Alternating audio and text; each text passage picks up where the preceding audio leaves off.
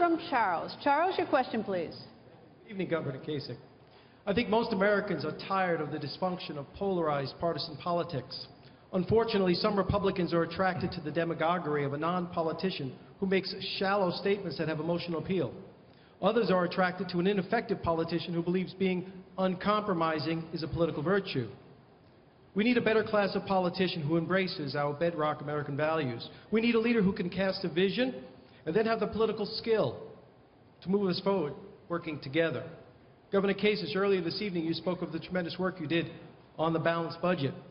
Your record is clear to me, but can you describe another specific occasion as a congressional leader or as governor of Ohio where you were able to reach an agreement between opposing constituencies, including opposition from members of your own party, and what was the result of that work? Well, most of the time I was fighting to balance the budget, I was even fighting against my own party. I'll give you an example. My great friend Tim Penny, who is a Democrat, he's now an independent from Minnesota, he had an opportunity to cut 1 penny out of every dollar in federal spending. This was before we got to the balanced budget. And so he came to me and said, I'm going to need some help. So we formed a Republican and Democrat group. And I must have been made up of 20, 25 people. Here was the ground rule. If a majority objected to the penny cut, then we found another penny. If a majority approved it, we lived with it. We offered this penny out of every dollar in federal spending, and we lost by 4 votes. Who worked against us? Hillary Clinton, the Clinton administration, the Republican Appropriations Committee, and they put pressure on members saying, if you vote for this, we're going to kill the bridge in your project, in your project that's in your district. We came within 4 votes of winning, and it was glorious because it was the first shot heard in the effort to balance the federal budget. Let me tell you a couple other things. I was a military reformer. I was the one that fought the B-2 bomber that was going to cost $1 billion apiece, that was going to fly in the middle of the Soviet Union in the middle of a nuclear war and drop more nuclear weapons. I said, how many nukes will ruin your day? So I wanted to build 13 of them. The Pentagon wanted 132. I fought everybody on that, got Democrats together with me and Republicans. Tom Ridge, the former governor of Pennsylvania, Ron Dellums, a liberal Democrat from out in Oakland, California. I lost. We ended up building 21. So I went from 13 to 21. They went from 132 to 21. It wasn't a bad loss that I had. And we took the money and we invested it in the Department of Defense. In Ohio, I wanted mom and dad to stay in their own home rather than being forced into a nursing home, but I had to break the back of the nursing home lobby that had some of the highest reimbursements and took the money away from mom and dad being able to get help in their own home. And I had to fight everybody, and you know what? We got it done. Now mom and dad can stay in their own home rather than being forced into a nursing home if they're able to do it. Governor? Let me say one last thing.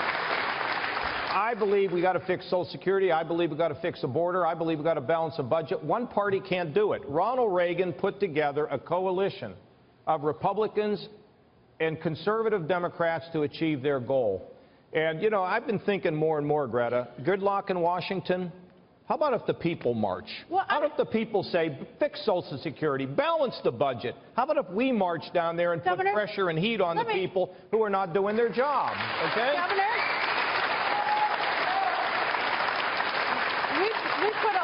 We put a lot of heat on politicians. To what extent are voters making it unsafe for politicians to compromise? Well, look, what did Churchill said? What did he say? You could only die once in life, but in politics you can have like 10 deaths. I mean, don't worry about it. If you get elected, you should not be elected worried about the next election. It renders you ineffective. Here's the thing. Voters are not, they don't know this health plan from that health plan and this tax plan from that tax plan. They want to know who's a leader. Who gives them in their gut that they say this person can lead? And if you have a strong position on something, that's why you're picked. And there are very few people... But you're picked, like let's say that you say you want a flat tax or whatever, and you run on that, and the voters in your district really want that, but that's unrealistic. You're not going to get that necessarily. Well, you can fight for flatter. But if you compromise, the voters are going to punish you next go You know what? None of these people ever lose. The game's fixed. They get elected, they never get defeated. I mean, we have to eliminate gerrymandering in this country where they get these safe districts, okay? But, Greta, hold on. In 1989, I offered my first budget. There was a President Bush budget, a Democrat budget, a Black Caucus budget, and a Kasich budget. And the vote on the Kasich budget was 405 no and 30 yes.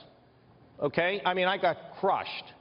10 years later, we have the first balanced budget since man walked on the moon. 4 years in a row it was balanced. We paid down the largest amount of debt, and the country was growing. Never underestimate what persistence and a good idea, when you have it, you can change the world. And I've done it.